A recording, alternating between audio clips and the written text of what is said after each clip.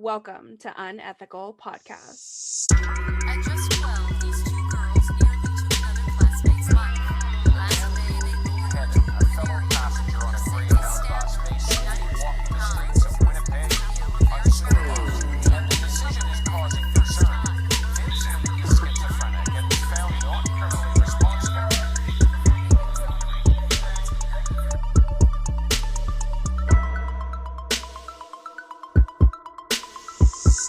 Happy birthday, Tally. Yay! Are you guys gonna sing? Yay. No, I'm just kidding. Don't. Please don't. I won't. Do you want to hear kind of a funny birthday story from a time past? Of course. So I was turning 27 and my sister was like heavily pregnant and she was going to be my ride to the Mexican restaurant so that like I could drink heavily, and she was pregnant so she couldn't. And she picked me up and she's like, we're literally 5 minutes between contractions. Oh. And I was like, are you in labor? She's like, I'll be fine. Let's just go have a good time.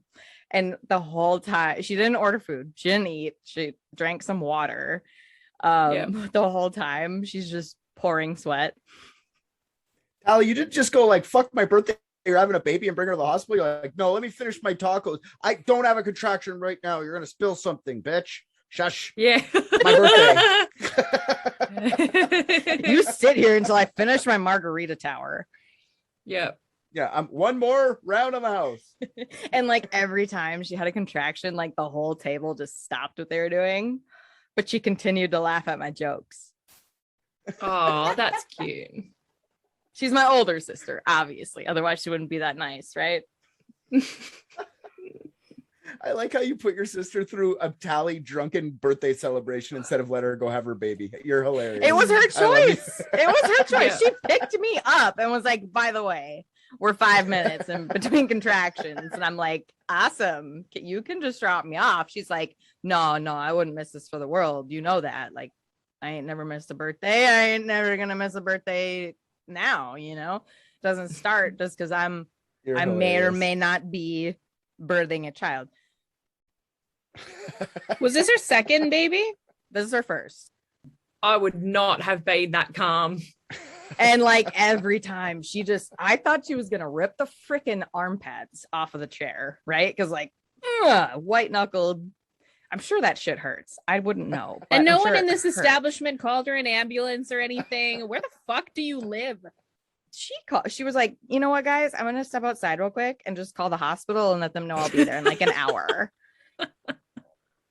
So she goes outside. She's like, hey, I might be in labor.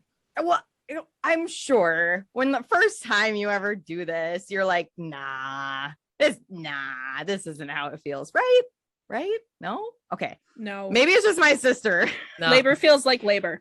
No, but the allure of tacos, that outshines Yeah, but anything. is it worth it for your child to be brought into this world, sterilized with tequila, and then wrapped in tortillas? Yeah. Do one off her head. I was thinking literally the last thing you want to eat before you give birth is fucking Mexican food, man. She did not eat. Like, she did not eat. Her husband ordered 2 meals because he might need to eat like later on. There's like some really good chefs there, like good good Mexican chefs, and there's a perfect placenta. That's what you guys are doing. Oh my you guys are getting God. some placenta tacos getting made up. Yummy. We're all gonna live forever now. Yeah, exactly. I get my stem cells through cilantro.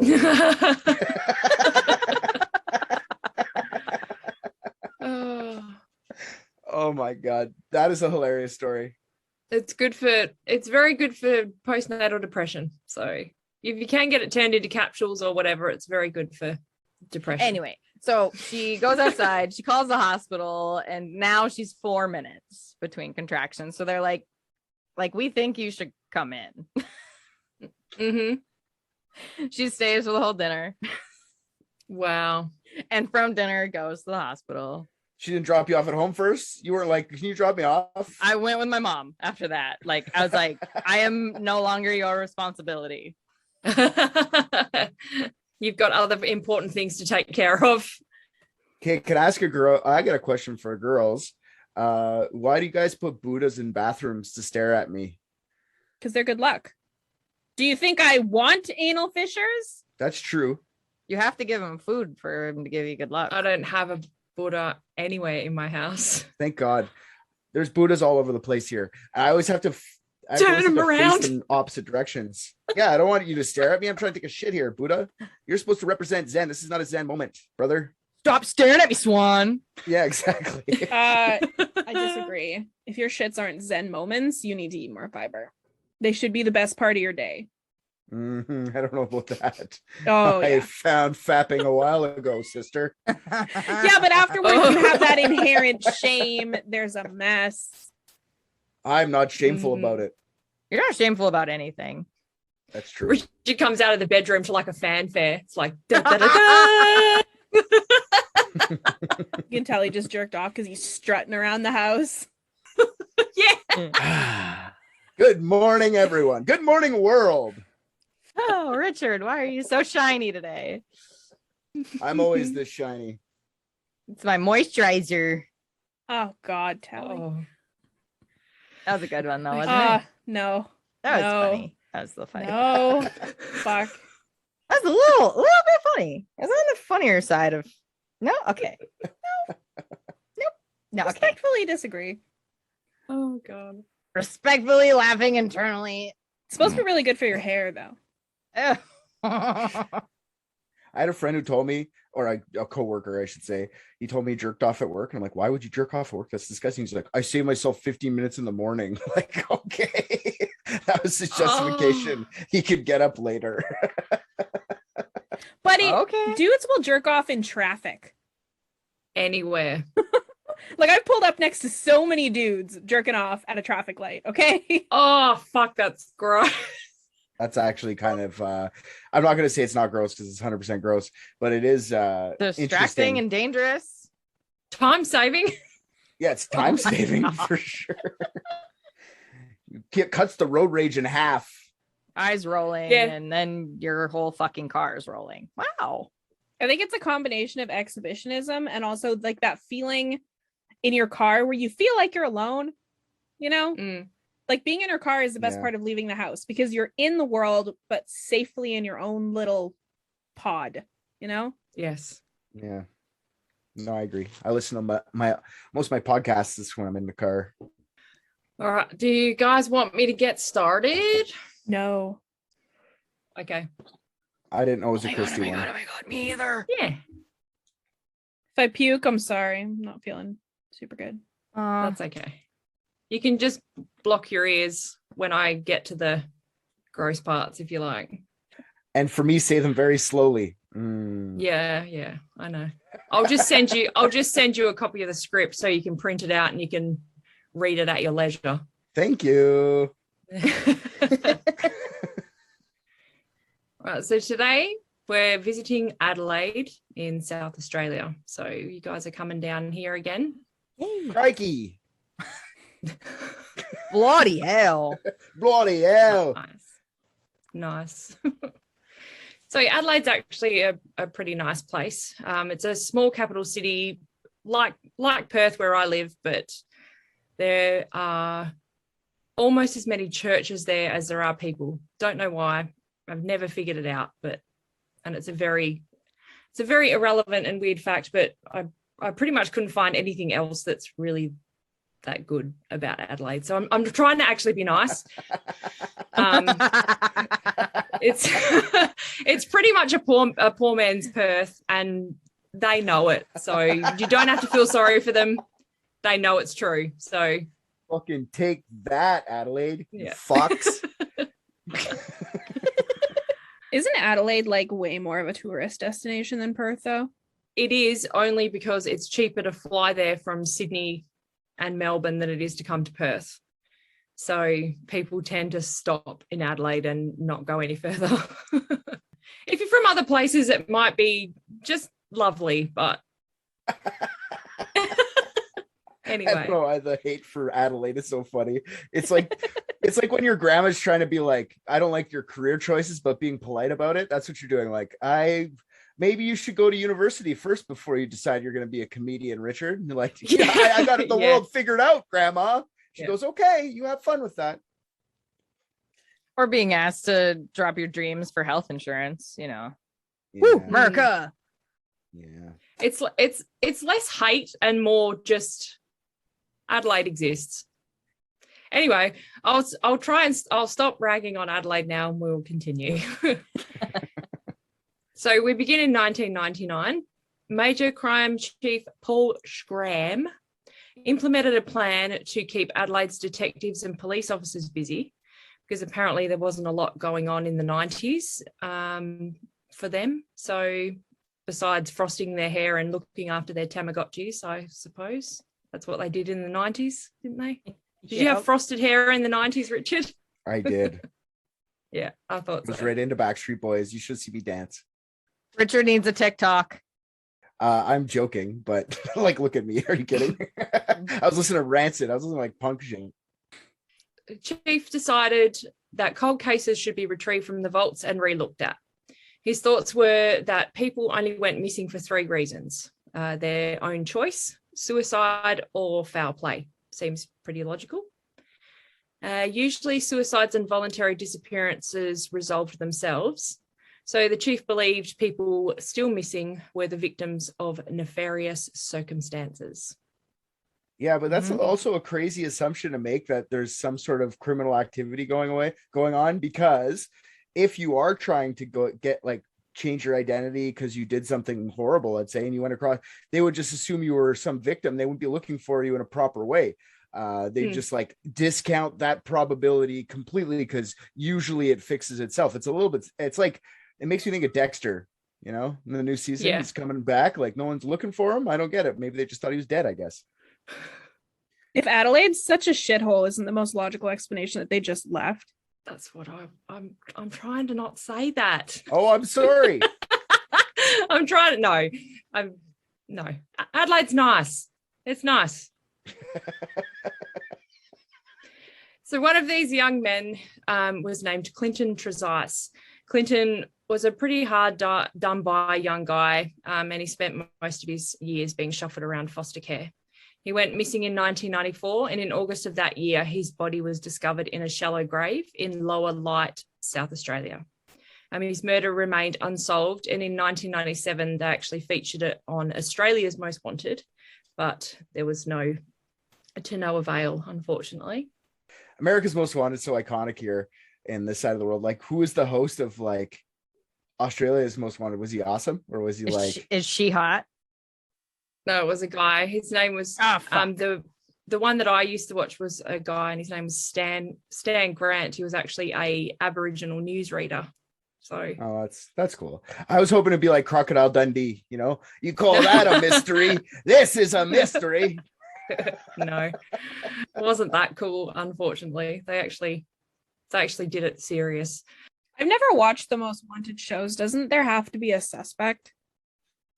They also included missing cases, like at the ends and as well. Like they. Oh, well, John Walsh's kid went missing. He was the host of America's Most Wanted, right?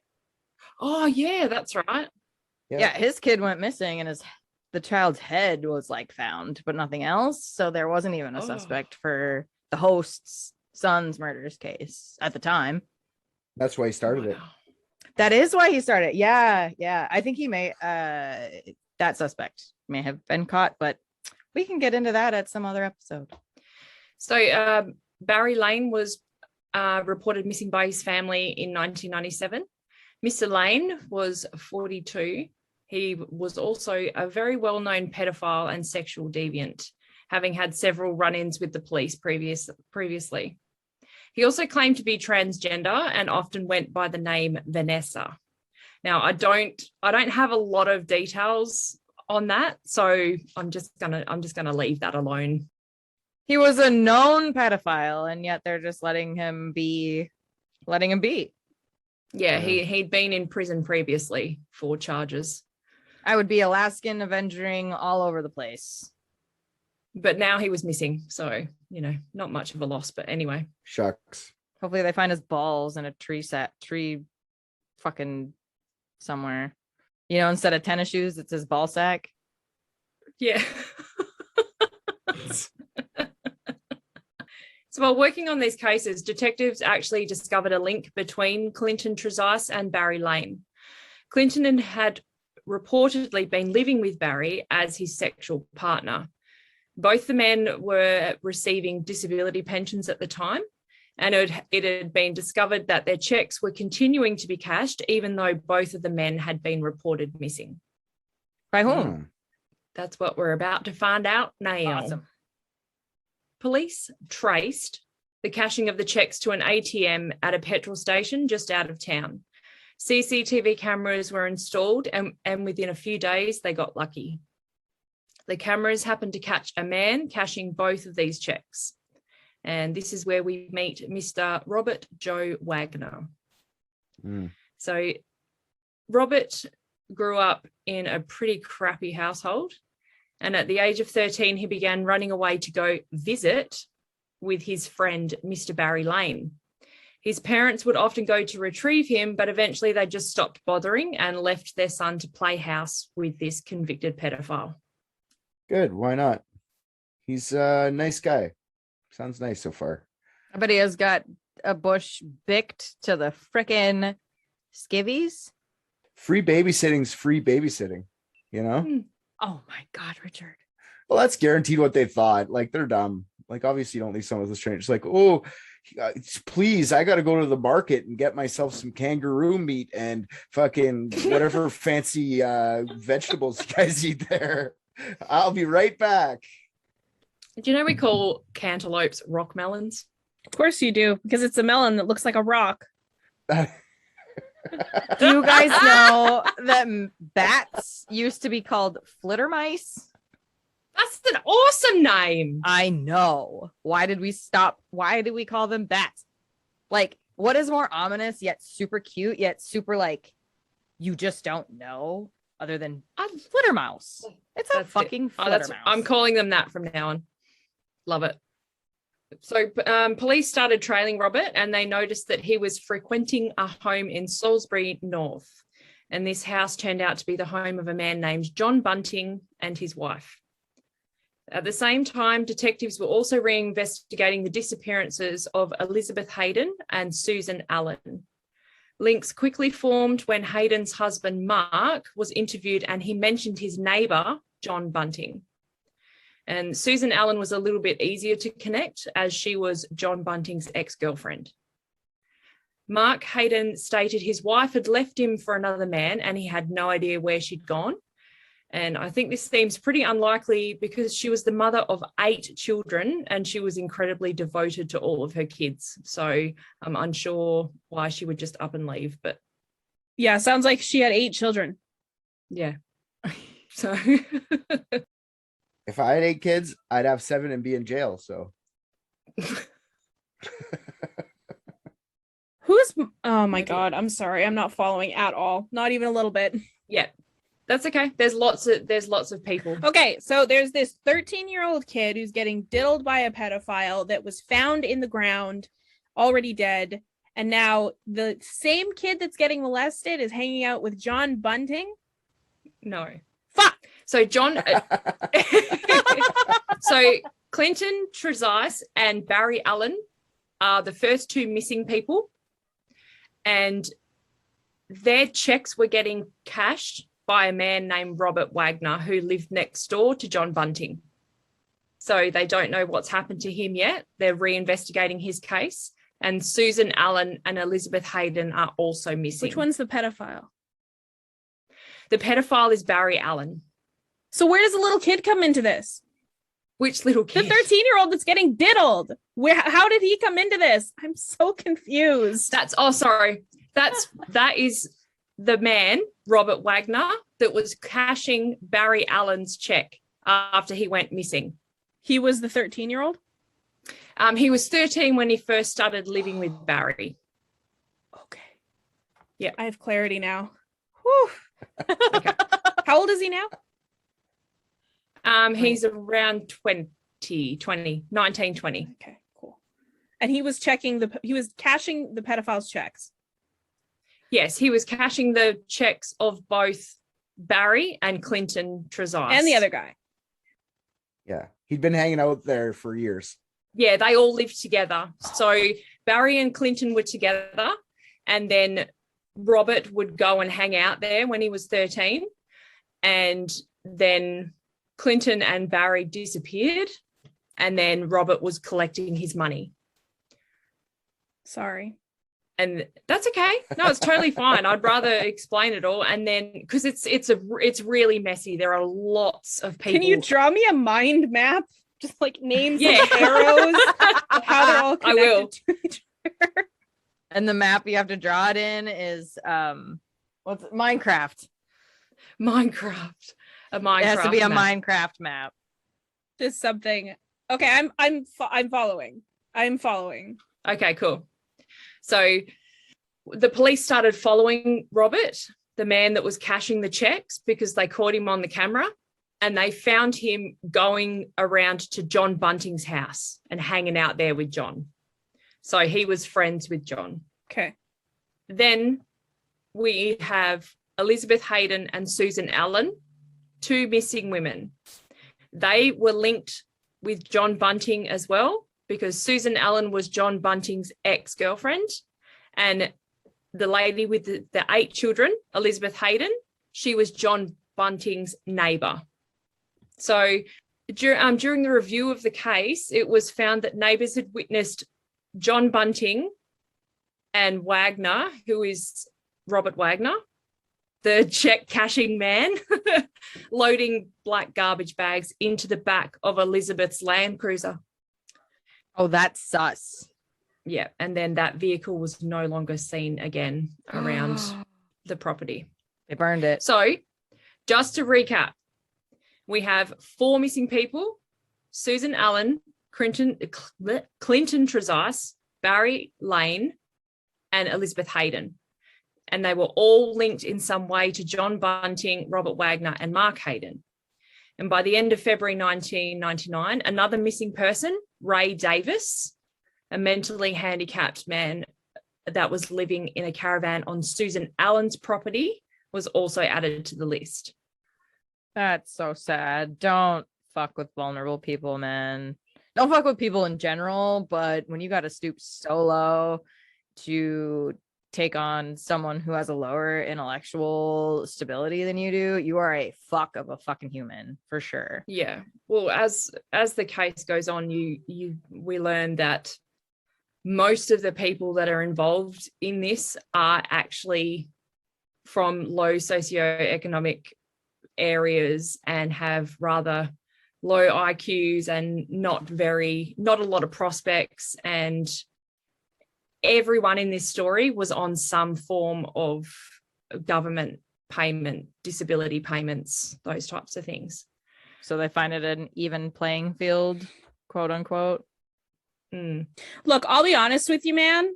I don't think that any of these people had a lower IQ. These are the stupidest criminals ever. They are killing in a circle around their fucking house. Yeah. I know. Like, are you Yeah. an idiot? Oh, another neighbor's gone missing? Yeah. Oh, one more? Okay. And cashing the checks. What a bunch of fucking idiots. Mm-hmm.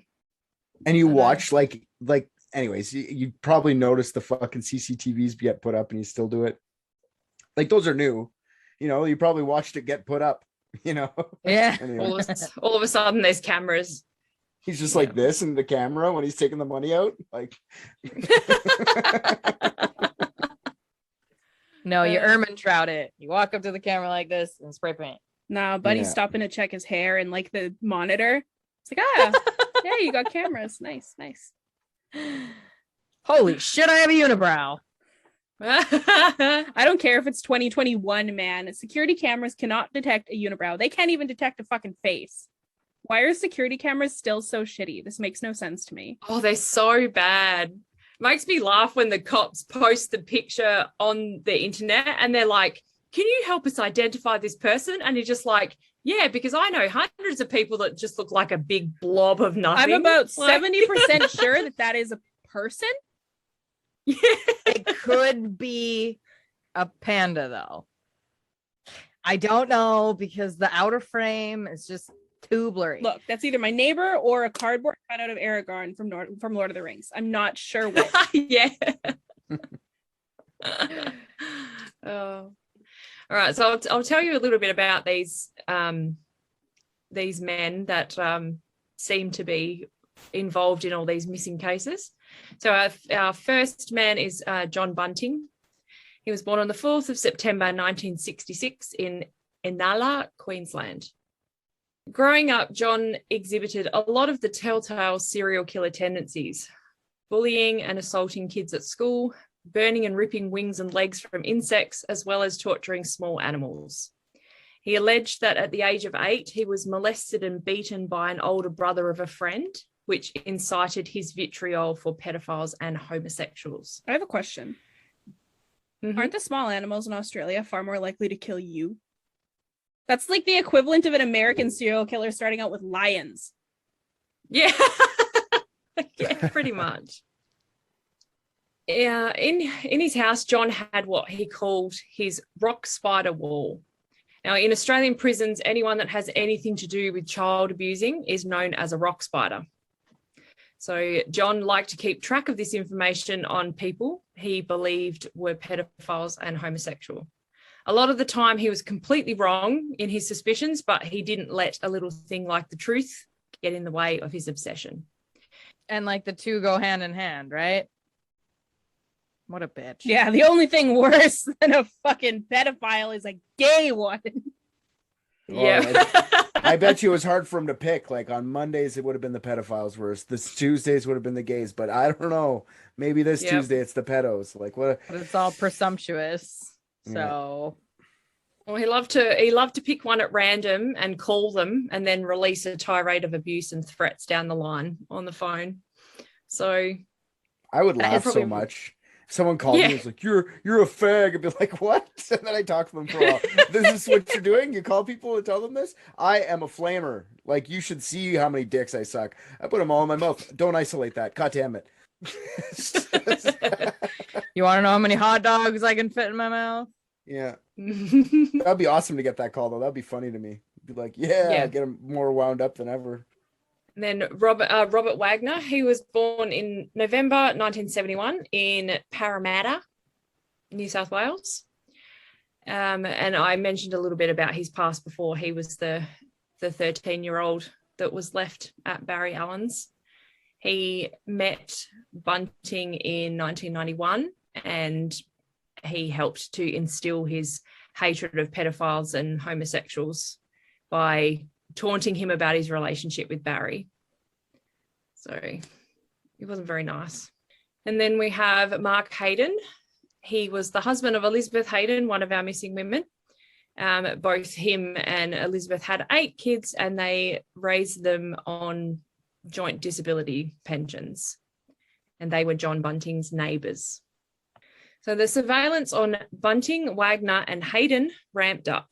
The men spent a lot of time together, mostly at the home of John Bunting in Salisbury North.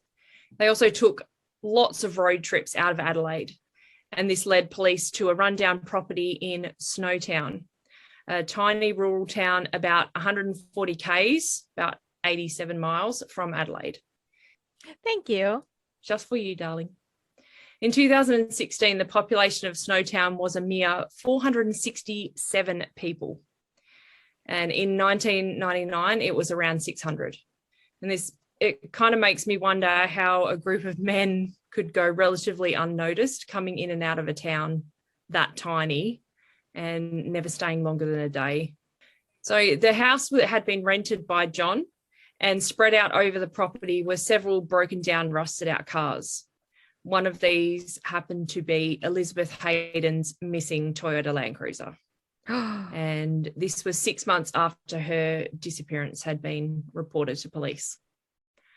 When the owner of the property was questioned, he stated that Bunting was seen at the property, often in the company of 2 or 3 other gentlemen, and he had witnessed them loading large black barrels several times into the Land Cruiser and transporting them to a disused bank building in the main centre of town.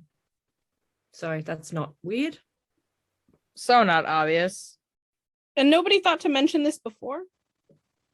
Nah, Just let them go about their business. just keeping. It's a small country town in Australia. Everyone just keeps to themselves. Small towns never keep to themselves. All they do is get up in each other's shit. In Australia, no one talks to anyone. I wish. Oh my God. I'd be older than 17 in my hometown if that were the case. In Australia, in little towns, people are really territorial. So people coming in and out of their town, it just amazes me that they weren't like, "What the fuck are you guys doing here? Get out of our space." But the abandoned building was rented by none other than Mark Hayden, who later confessed to using the money he got from cashing his missing wife's disability pension. This asshole is taking care of 8 kids by himself. And he's using the money of his missing wife to rent buildings in towns 100 kilometers away from his own house. So these kids are taking care of themselves while daddy is doing due diligence. Yeah, I don't know a lot about the children. Obviously, there's not a lot of information about the kids. And thank God for that. Yeah, which is a really good thing. Like, I would not want to be connected to him. Yeah. You know. And they go off and change their names a lot of the time. It's good that they didn't get fucking wiped through the media, really, honestly. Absolutely. I hate the ones that put themselves in it, like fucking BTK's daughter. Go fuck yourself. Yeah. You were anonymous. And now is she like upset that she has attention or? No, she went and sought out attention. You never saw it? You didn't read that article? Oh, okay. And she did a thing for People magazine, like, my dad was a nice guy. I didn't even know he was a killer. And it's like, yeah, but now he is. Sounds so like she is so far from acceptance that it's not time to be speaking publicly. Like, you know, it's kind of trauma is kind of like death. You know, there's stages to it. It's just kind of all jumbled. It's not the same, but there's definitely anger before acceptance. I'm sure she just needed a paycheck. Yeah. Yep. Easy way to cash in. A lot of people are struggling right now. Maybe it was just the only way. Was it recent? This was last year, wasn't it? Yeah, like 2 years ago or last year. Last year. Really? Yeah, not that long ago. Yeah, BTK is not my favorite, obviously. He's so dumb. Lame. He is so dumb. He's the only one no one's ever thirsty for, and I like that. I ain't thirsty for any of them. Like, I'll rip a man's jaw off for sure. You don't have. You know what? Okay. You know, yeah. I had to Why throw not? that. I had to throw a Saul joke in there because Sure. that's fun. That's a funny movie. So, on the 20th of May, 1999, the police entered through the back kitchen area of the old bank building. Nothing really looked out of ordinary at first. It was a pretty basic layout. To their right was the area behind the counter where the tellers worked, and there were several old desks and office chairs just laying around. To their left was the vault. The door was firmly closed, but the locking mechanism had long since been removed. When opened, the police were facing a solid wall of black plastic, held firmly in place with masking tape all the way around. You said firmly, and it's masking tape. I was about to say, It's not. It wasn't firmly. It's Okay. not firmly attached with masking tape. Someone could kick that fucking thing right in with two. Not even. You probably leave. You can on it. huff and puff and blow it the fuck down. Yeah, no, it's not. Yeah. It's not like they've super glued it or cemented it to the walls. It's Listen, if you want to be barricaded in somewhere, you use JB Weld, and you have to make sure you have at least 30 minutes for it to harden. Okay. I could just picture this fucking redneck dumb shit motherfucker rolling masking tape across them, smacking the side of it and going, that'll hold it. Yeah. No one's ever going to get through my force field. Yeah. Yep. Oh, God. Quick question. Does kitchen mean something different in Australia? No, it's where we make food. But why does the bank have a kitchen? Well, it's kind of like the staff room. Yeah, the staff room Oh, area. okay. It's like a little kitchen area with a like a toilet and I've never heard anybody call a break room a kitchen before. Australians are lazy. We use the same word for like four or five different things. So was it masking tape or was it duct tape? Then it just means duct tape, but it's masking Could have tape. been fucking, I don't know, could have been like booby tape. You know, that double-sided tape? Who knows? It wasn't tape at all. It wasn't tape at all. It was Jizz. For fuck's sake. It's just called masking taping things welded in Australia. Riveted. See, and this is why I'm always going to give you guys Australian cases, because you can just rip the shit out of them. I wasn't trying to be a dick. I thought maybe it was multi-purpose. Tape is probably the worst. Barricade. I thought it was funny, just like a bank operating like in the front and all this like tight like tellers, and then in the back there's like a busy bustling kitchen and people are making fucking pate and foie gras for like the meetings for the executives. Doesn't sound bad at all. I'd work there. Yep. As long as I get food. So one of the officers peeled back a section of the tape, if that's what it was, and peered in. What they saw was 6 large black barrels, boxes of gloves, bottles of acid, and what appeared to be a selection of knives. What kind of acid? Not that kind. Okay. No, not the fun acid. I think they would disagree. That is the fun acid. That's what the goal is in mind. Mhm. Trying to melt someone and all you got is LSD, you're fucked. Sitting there trying to melt them with your mind. Everything around them will melt, but they will not. Yeah. Yeah, Why aren't you melting? exactly. Why aren't you melting? Why do you look purple, man? This sounds expensive. Well, they had a decent amount of money flowing in because they were getting checks from. Okay, well, your government must take really, really good care of you then, because I guarantee you no government subsidy on this side of the equator has, like, there's no way you could afford, like, barrels and acid and shit on top of what they give you. You can barely afford craft dinner. Sorry, macaroni and cheese. No, it's not that much, but when you're collecting your own plus several other people's pensions on top, then they were getting a pretty tidy sum. I guess.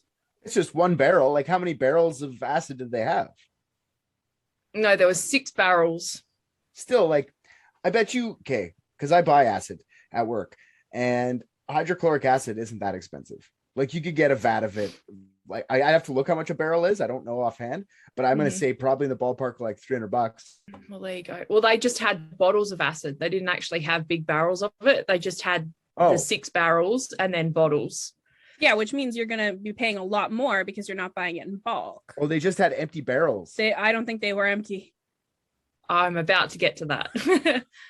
So forensic pathologist Roger Byard received a phone call that night from a major crime officer describing the scene to him. He originally thought it sounded like a drug laboratory, to which the officer stated, "No, sir, does not smell like one. How would you like us to proceed?"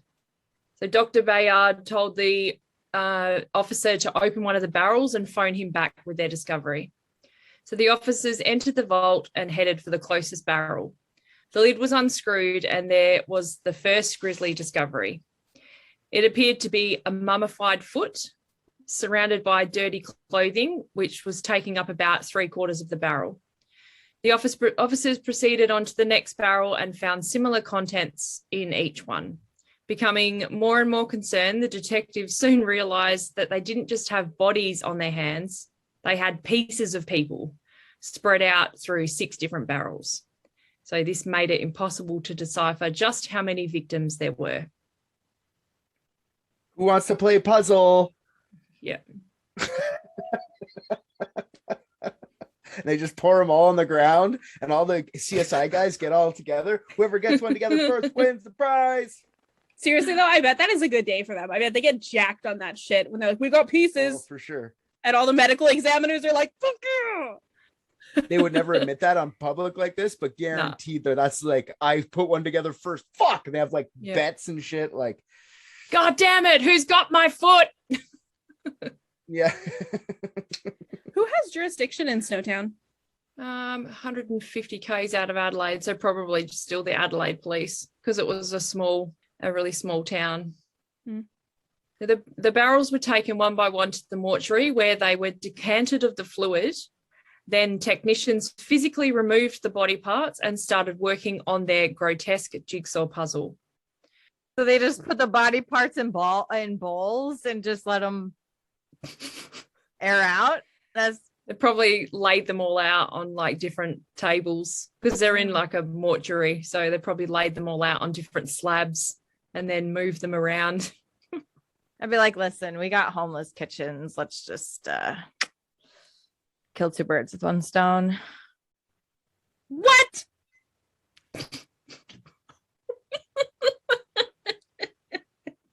Did I get it? I was kidding. But I yeah. didn't process immediately because honestly, a lot of what you say, I like it's in one ear and kind of out the other. No offense. Why am I dumb? Am I too stupid to pay attention to? How many bottles of wine are you into? That's the real question. I'm drinking red, so not even one, man. It doesn't go through like my like virus detector. Okay. Like it goes the fast route because you never say anything that the virus detector is going to go whoa about. But this time it took me a minute. I was like, what the fuck did you just say? I'm going to keep y'all on your toes. I promise. I don't have many secrets, but I do say weird shit. I have to or I'll die. It was dark. It was very dark.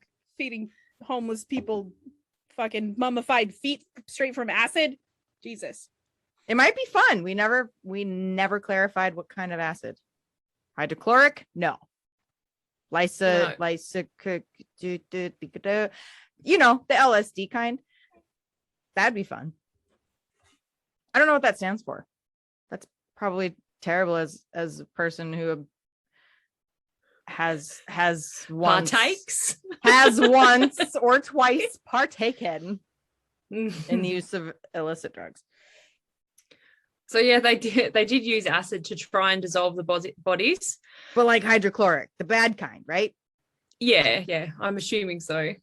So, but the water content of the bodies actually neutralized most of the acid, and because the barrels were airtight, it kept them in an oxygen-free environment. So it essentially preserved the bodies instead of melting them. No shit. That we just debunked Breaking Bad, all of it. No, you didn't.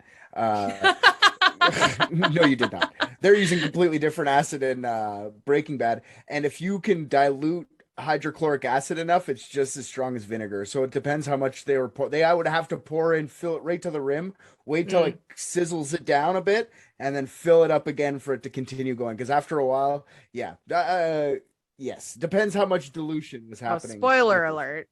When they show the whole dirt bike going in, it's pretty quick. Are you giving a spoiler alert for Breaking Bad? Yeah. It ultimately helped the technicians in identifying the bodies and also in the manners of which some of them had been killed. So ultimately, the forensic team concluded that they had 8 victims in total. That sucks. Yes.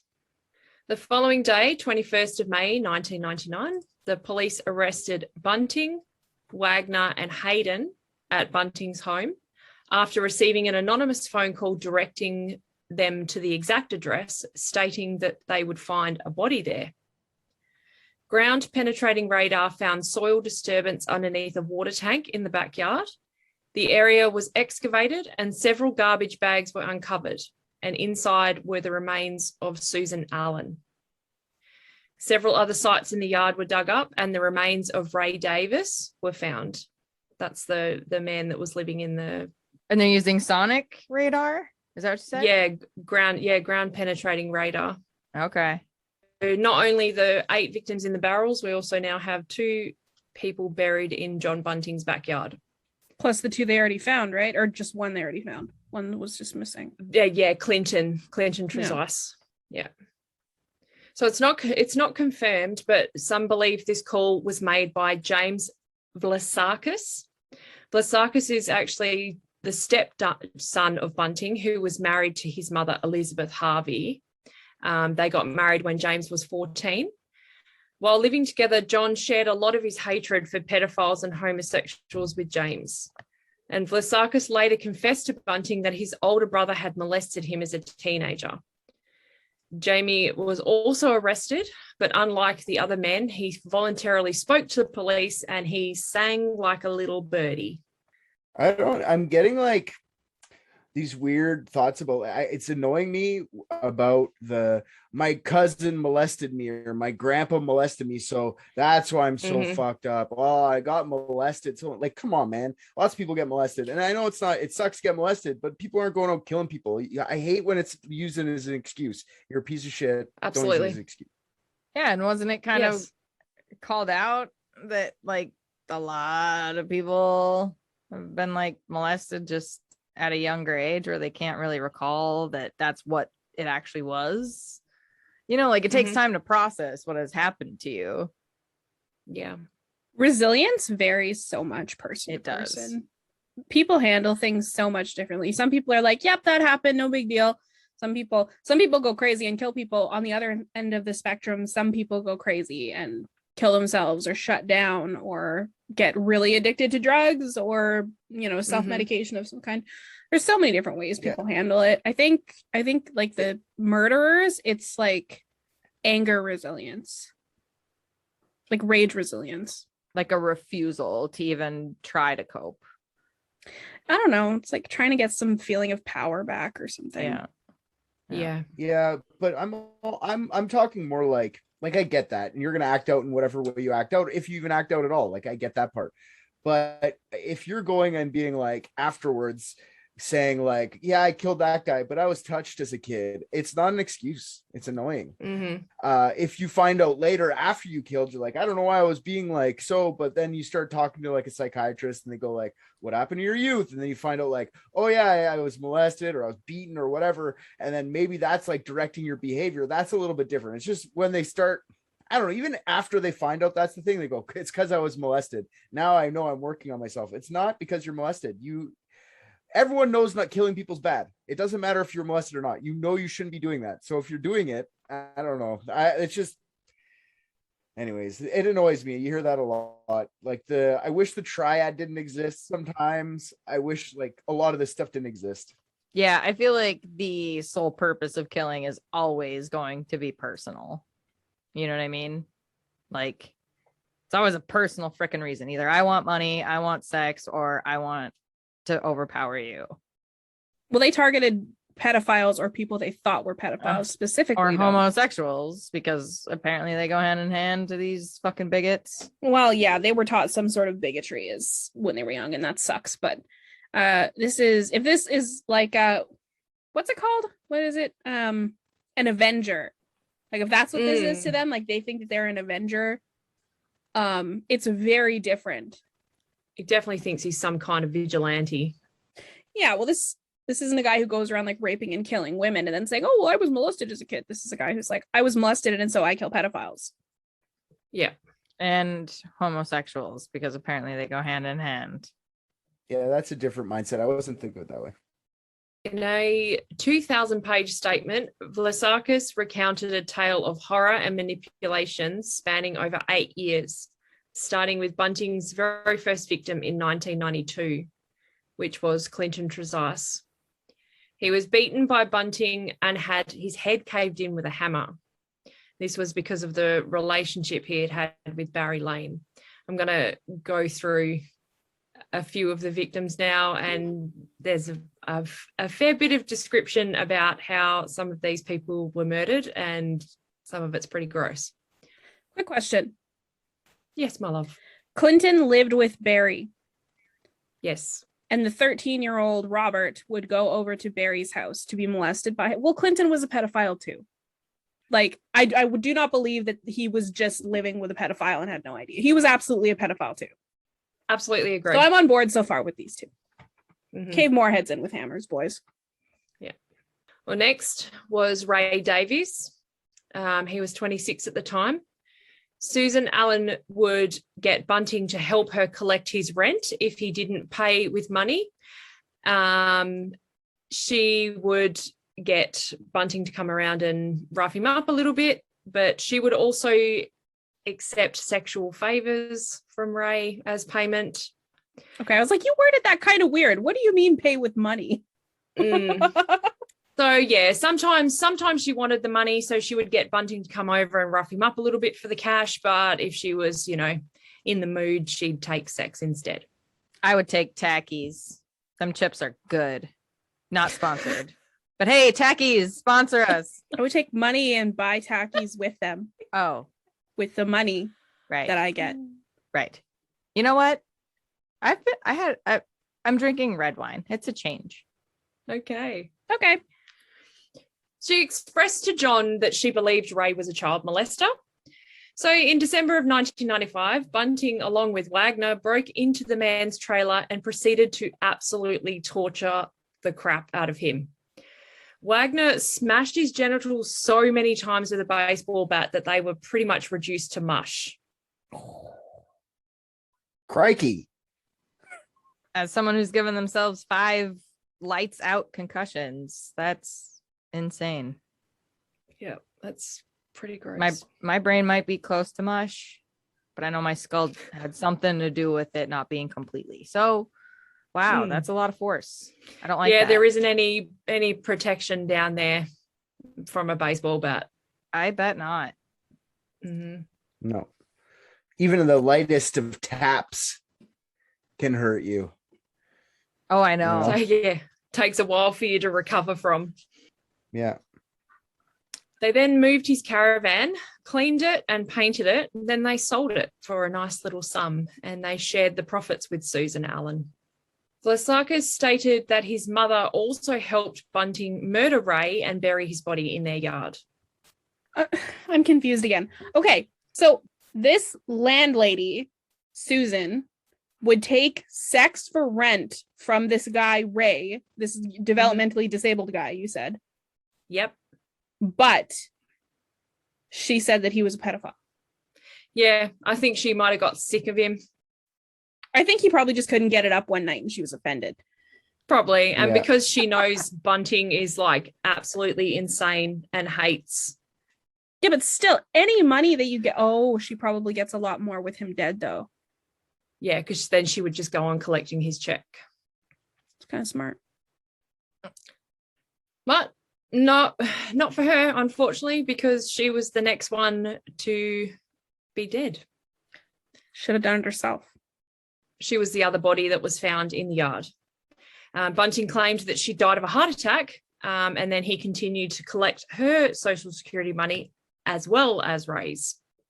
So she started it. Yes. So she was like, hey, I'll split the money with you. And they were like, how about instead we just get all the money? Yes. How about instead you have a heart attack and we'll get all the dollars. The dollary dues. Yeah. We can't kill you unless you do something gay. So suck on this titty. Suck on this titty. All right, you're dead. Yeah. Probably made her kiss his wife, and then he was like, Yeah. lesbian. She had sex with a pedophile. She's a pedophile sympathizer. Oh, there you go. That's it. Yes. Very true. So Bunting and Wagner admitted to cutting up her body and burying it in the yard. Vlasakis could also put names to all of the bodies in the barrels, and to the shock of detectives, it turned out to include several of the perpetrator's own family members. He stated that Troy Yude, 21, his brother, had molested him. So John Bunting and the other 3 men arrived at Troy's home and proceeded to torture him, burning and beating him and crushing his toes with pliers, eventually murdering him by strangulation. Are they drugging them or like tying them up or something? Yes. Like, what is it that they can't tie? Yeah, they're tying them up. Yeah, they restrain them. This next one is the one that this is going to be painful for you, Richard. Okay. Cover your eyes. Cover your dick. 18, yeah, do it. My dick's coming out. Let's do this. Straight to the fire. Out of the pants into the fire. Let's go. Smoked sausages. Fuck Allie. Listen, I was hanging out with my dad today. It's just Some coming guy's out. getting his dick smashed, and Tally's over here like, you're wasting food.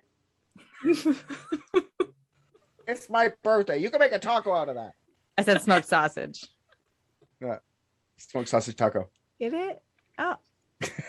I've had chorizo, man. That's good. There's a No. little bit of smoked sausage coming up right now. All right, let's hear it.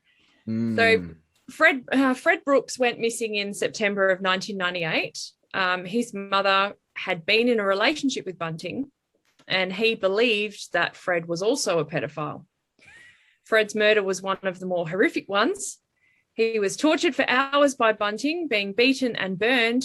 He also had a sparkler inserted into his penis and had to watch as it was lit and burned down to his flesh.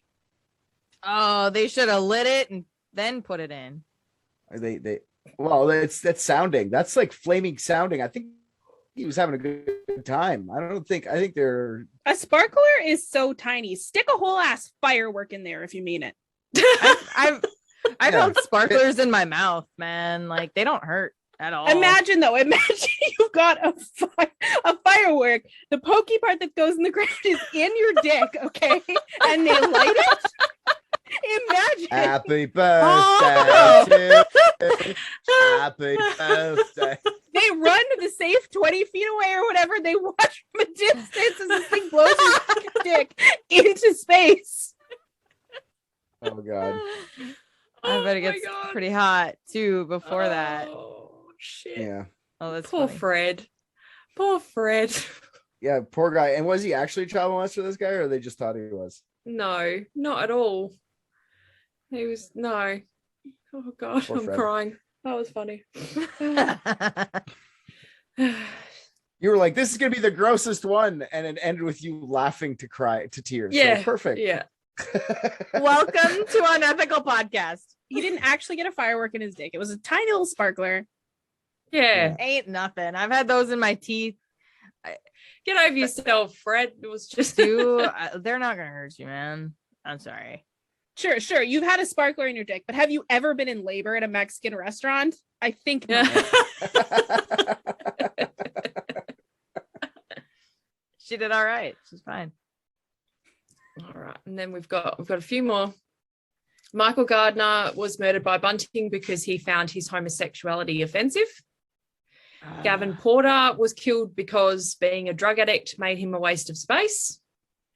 Gary O'Dwyer died because Bunting said it had been a while since he killed anyone. I find this guy's murderous bigotry annoying, and I'd like to deal with that. I'm sorry. I can't get behind prejudiced murder. Murder without prejudice. God damn it. All murders matter. Yeah. Hashtag.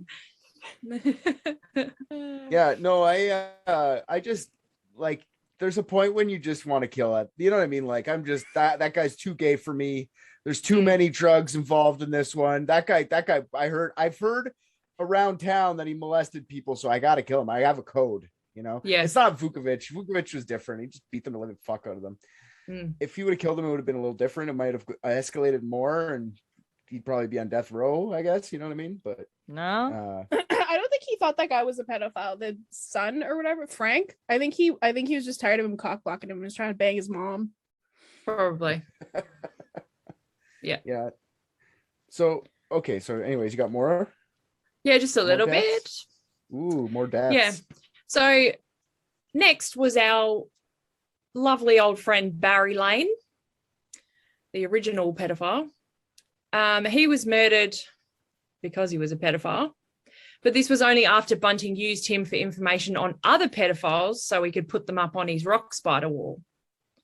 And at the time, Barry was involved with a young man by the name of Thomas Trevelyan. He was 18. And Bunting convinced him to assist in Barry's murder. Thomas's family stated that he was a sufferer of paranoid schizophrenia. He upset Bunting by talking about Barry's murder with other people. So Thomas was found hanging from a tree in the Adelaide Hills. So his death was actually originally ruled a suicide, But Vlasakis later confessed that he died at the hands of Bunting and Wagner. Oh, good old fashioned lynching, just when I thought this story couldn't get any more grotesque. Right. Because he knew the truth, right? That's why they hung him. Well, he was involved in it. Involved. And are these like proven pedophiles or are these alleged? Barry Lane is pretty much the only one that was ever convicted of any form of pedophilia. The guy he was living with was a pedophile. You won't change my mind. Yeah.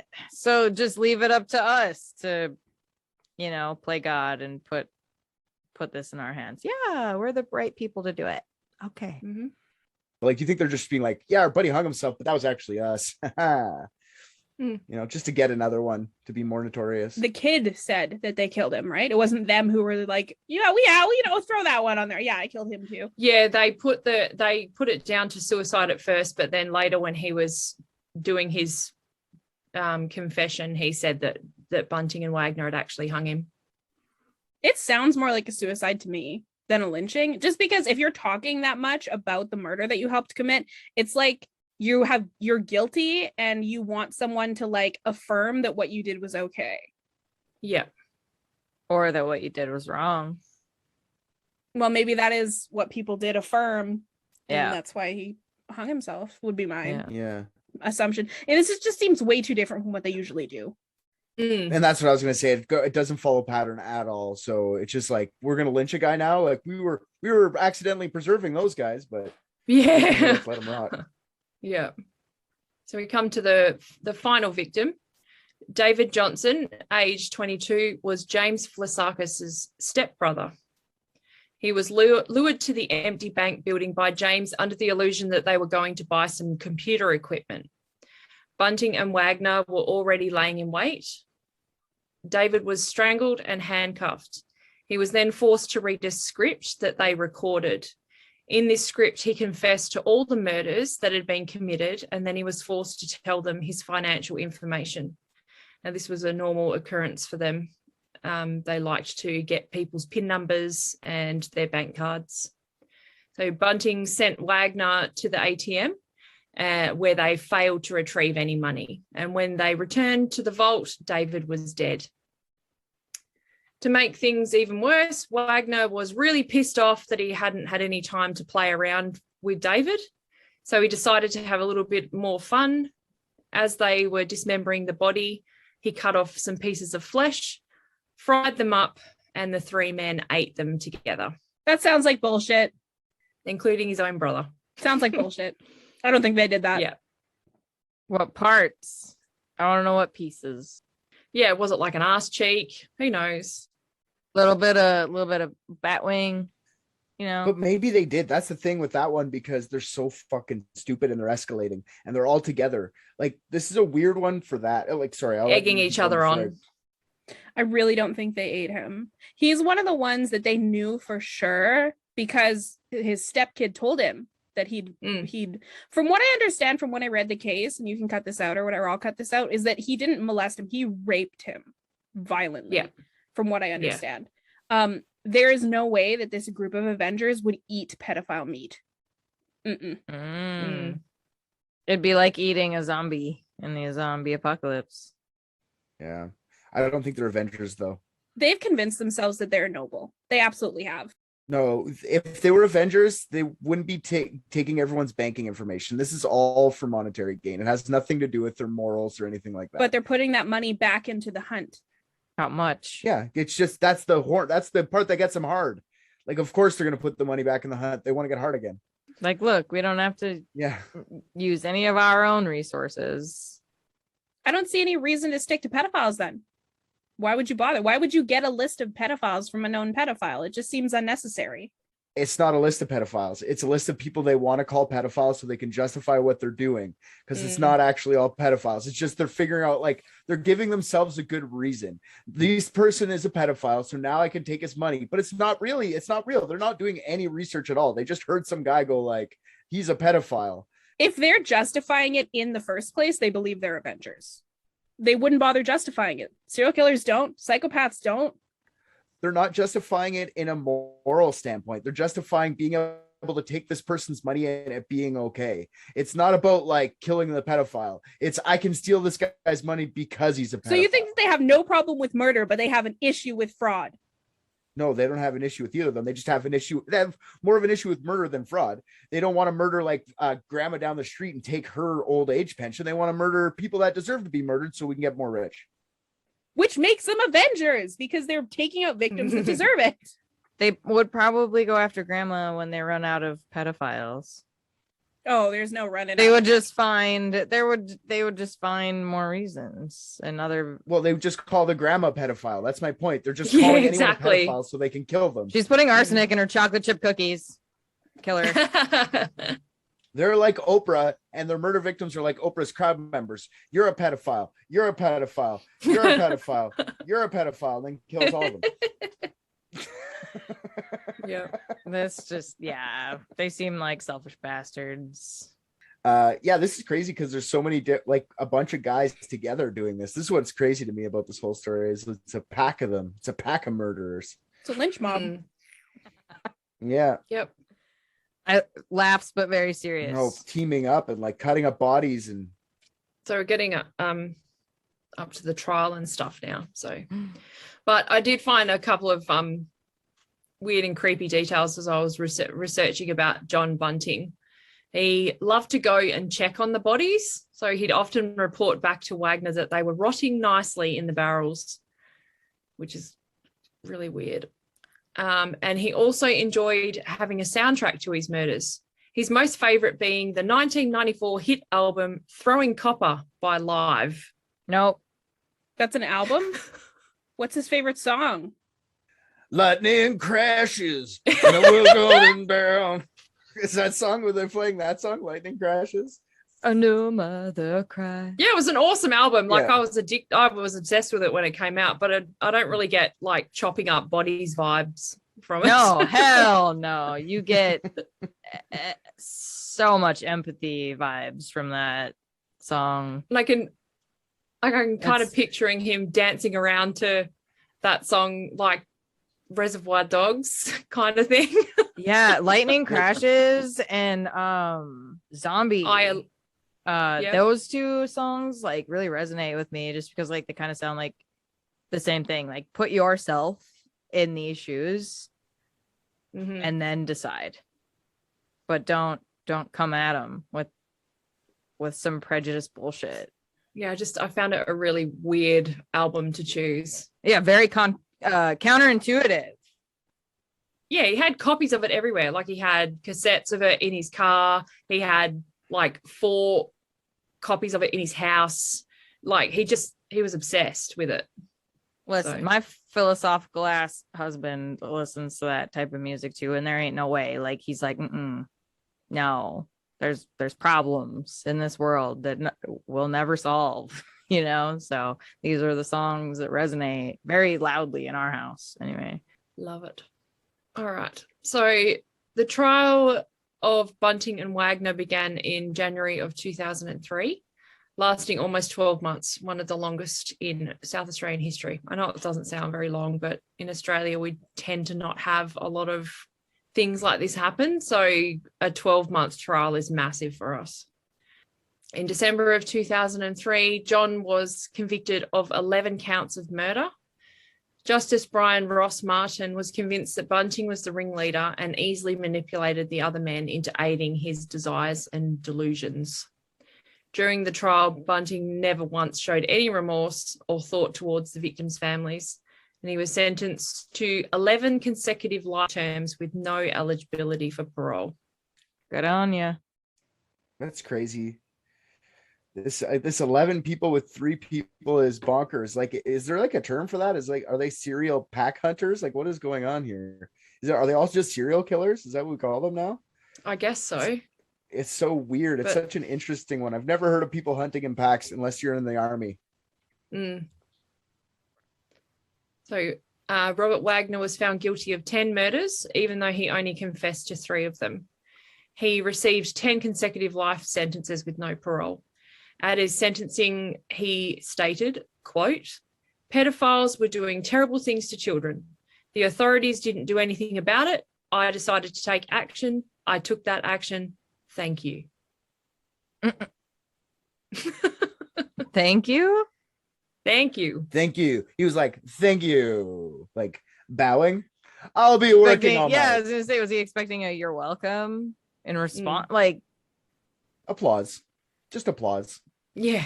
Everyone's standing ovation in the court. Yeah, an applause break. Just James Vlasakis pleaded guilty to 4 of the murders. He was sentenced to 4 consecutive life terms with the eligibility for parole after 26 years. And if my maths are correct, that's 2029, I think. So Mark, and then the last gentleman, Mark Hayden, was convicted of helping to dispose of the bodies and received a 25-year sentence with a non-parole period of 18 years. He applied for parole in 2017 and was denied. And he currently has another application before the parole board, and a decision is expected by the end of this year. Aussies, man. It's gonna be a no from me, dog. Yeah. And there are already lots of victim impact statements from the families and stuff that have already been submitted, and he hasn't got a chance. Yeah.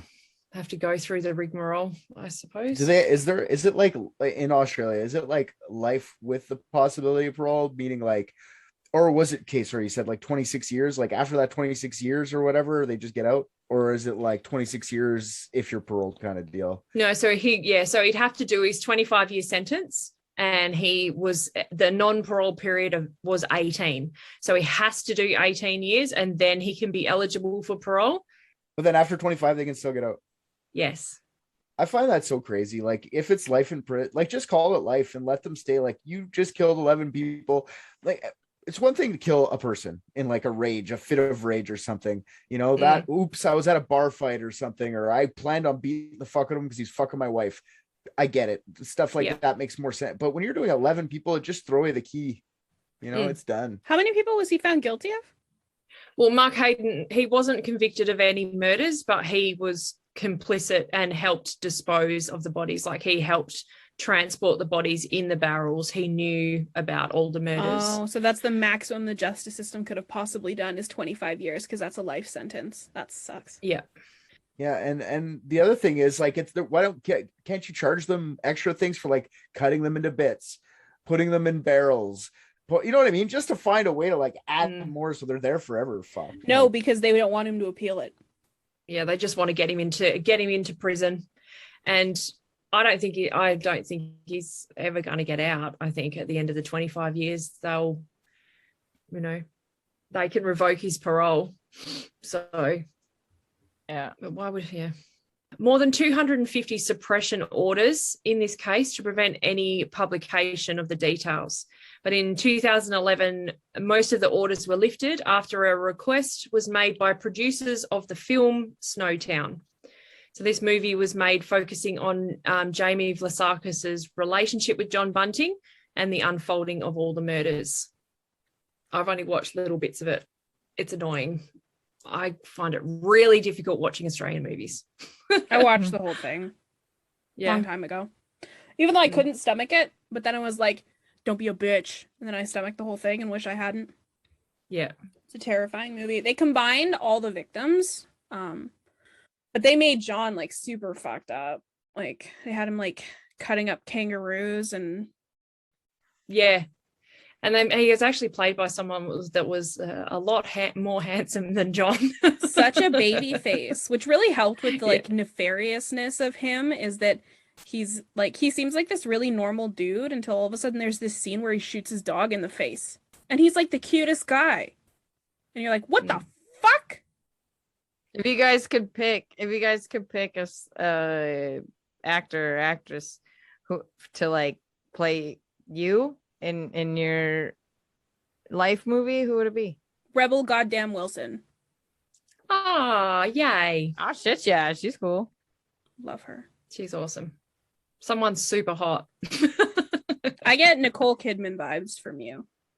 Oh, cool. Yeah, that works. I already know what you're gonna say. Jonah Hill. Jonah Hill. No, I already know what you're gonna say. The Rock. I know, I get it. I look like him. No, you said The Rock. Oh, sorry, my bad. I speech impediment. For me, it's Jason Momoa, man. Absolutely. For me, it's Zach Galifianakis. no, the guy Stabler from SVU, that guy. Only with a beard. Oh, to play. I thought you meant to play you, and I was like, I'm so confused. I'm only picking one. That's an odd choice, Tally, but okay. We're regendering you. I would get what's his nuts. God damn it, what's his fucking name? John Krasinski with the beard to play Richard. Oh, yeah. Yes. I don't know who I'd pick for me. The little girl who plays the scary girl on The Ring. Blake Lively. Yeah. Blake Lively is Ryan Reynolds' wife. That's what I'd say to play Tally. I mean, I've been told I've had those vibes before, but I don't see it. I just have one little paragraph left.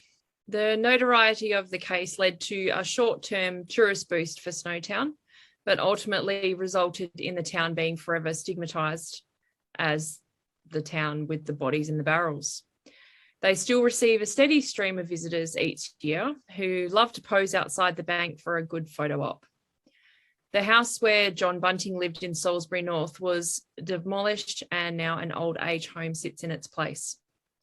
The bank itself and the home on the same property were put up for auction in 2012, but only reached half its reserved price of $200,000. But later that year, $700 was raised for charity after an open house charged entry. The property sold in September of 2012 for $185,000. And the new owners stated they would live in the house and run a business from the bank. I have no idea what the business is. I don't think it's still running. And they installed a plaque to commemorate the victims found in the barrels. The people who bought that house installed the plaque? Yeah. Well, yeah, they want to make money from this. They obviously their goal somehow is to make money from this. It just seems very, very ghoulish. Oh yeah, it does. What was their plan exactly, getting this guy who is going to turn up very super obviously murdered as fuck, confessing to all of these murders? Like, what was the plan there? Oh yeah, that's funny. I forgot to ask about that too. Wouldn't have a clue. Like, they just decided that, I think they were going to keep him alive, but Jamie and Robert Wagner went to the ATM to get cash, and Bunting just killed him. Well, then he would have shown up like totally beaten to hell, which also it's not a plan. If the hanging was this guy, that would have made sense with the hanging, because then they just make it look like I feel so bad for everything I've done, snap my neck, nights out. But no. Like you said earlier, I don't think these guys were in any way, shape, or form clever. Oh, they weren't doing this because they're smart. They were doing this because it gets them hard, in my opinion. Like, it's the thing that turns them on. So have you guys ever heard of anything like that before? Like 3 guys hunting together, or 2 guys at least? I've never heard of pack hunting like that. It's nuts. And that's, I guess you have to survive like that in Australia, eh? You have to like team up. Yeah. One guy to do the killing and one guy to watch for snakes. Exactly. Yes. One to spread, one to wax. That's all it takes.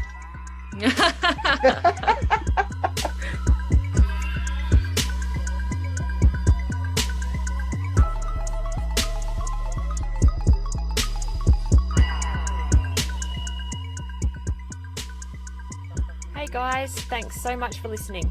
Head on over to our Facebook and Instagram to join in on the conversations about all things unethical. Just search Unethical Podcast. You can also find us on Patreon, where you can get access to all of our super awesome content, uncut videos of our discussions, and early release of all the episodes. We are adding fun stuff all the time, so you should definitely come and check it out. Thanks again. We appreciate all of you.